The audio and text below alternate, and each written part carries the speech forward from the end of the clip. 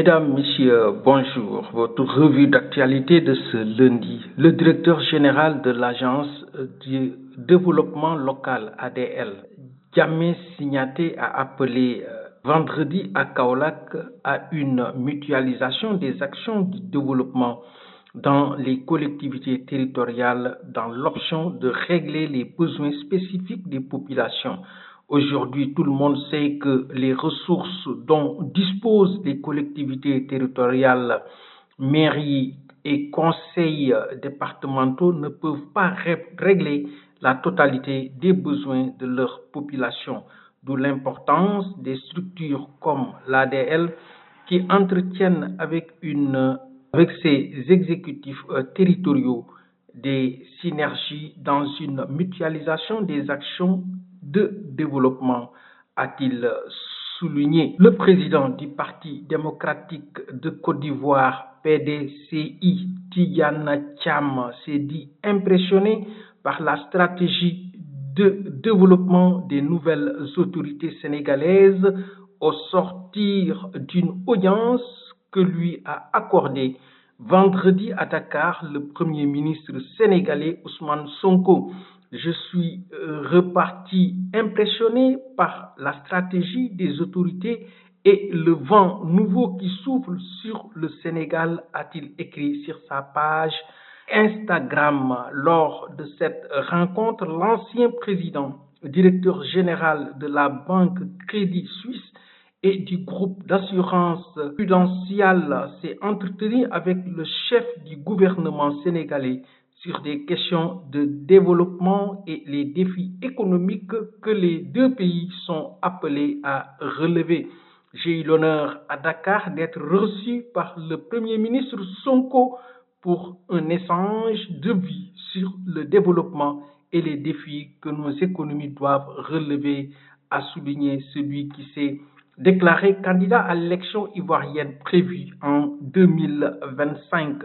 Tidjane Thiam est également membre du Comité international olympique CIO et président du conseil d'administration de Rwanda Finance Limited, agence chargée de la promotion et du développement du Rwanda en tant que destination financière internationale. Des producteurs du Gandiol invitent les pouvoirs publics à saisir l'opportunité de la crue du fleuve Sénégal pour verdir ce territoire traditionnel de la région de Saint-Louis, jadis réputé pour ses potentialités en maraîchage, mais qui a depuis perdu l'essentiel de ses surfaces cultivables. Le Gandiolé, qui couvre une partie des communes de Raou, Gandon, N'Djémène, Gandiol, Léona, etc., était jadis une zone maraîchère, mais il a perdu 90% de ses terres cultivables par les effets néfastes du barrage de Diamant en 1986 et du canal de délestage en 2003, affirme Mamadou Lamine Diop, membre d'un collectif de producteurs de ce terroir traditionnel. Il estime toutefois que ce problème peut être résolu.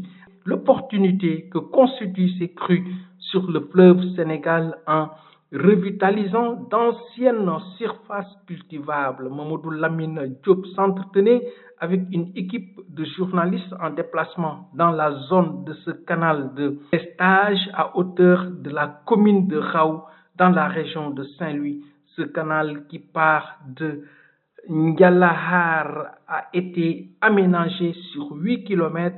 Les producteurs souhaitent qu'il soit prolongé jusqu'à Léona.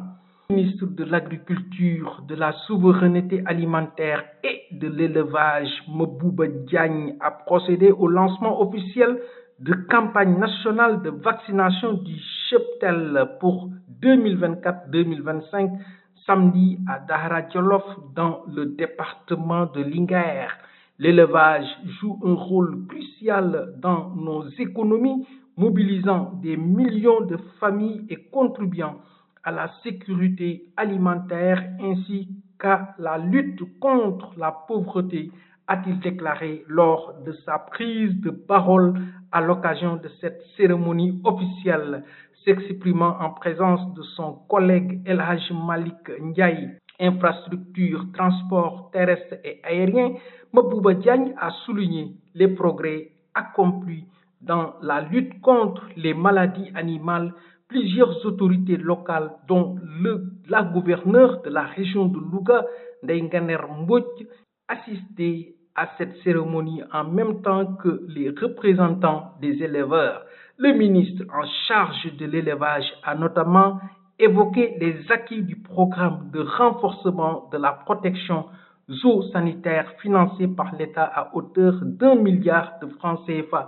Il a insisté sur l'importance de la protection sanitaire du cheptel, en particulier à travers la vaccination contre les maladies jugées prioritaires. La campagne de vaccination, autrefois menée exclusivement par les agents publics, s'est ouverte aux vétérinaires privés depuis 1997, permettant ainsi de vacciner un plus grand nombre d'animaux, a rappelé Mabouba Diagne. Pour parler de sport, la Guinée-Bissau et la Sierra Leone ont été disqualifiés du tournoi de football de moins de 17 ans de l'Union des fédérations ouest-africaines de football de la zone A, IFOA A, pour avoir dépassé le nombre de joueurs inéligibles après les tests IRM. A-t-on appris dimanche de cette instance dirigeante? L'équipe médicale de la Confédération africaine de football CAF nous a notifié les résultats des tests IRM des équipes participantes au tournoi éliminatoire de la CAN U17 de l'IFOA A. Les tests IRM réalisés révèlent que 3 équipes ont dépassé le nombre de joueurs inéligibles, dit-on dans un communiqué du département compétition de l'IFOA A. Le test rappelle que selon les règlements de la CAF, une équipe est disqualifiée si 4 ou plus de ses joueurs sont jugés inéligibles après le test d'éligibilité IRM. En conclusion, les sélections nationales U17 de la Guinée-Bissau et de la Sierra Leone sont disqualifiées du tournoi qui devrait débuter ce dimanche à Thiès au Sénégal. L'équipe nationale de la Gambie a également vu le retrait de 2 de ses joueurs jugés inéligibles, indique la même source. C'en est tout pour votre revue d'actualité que vous suivez sur votre chaîne préférée, Référence TV, la chaîne qui vous livre l'actualité à temps réel.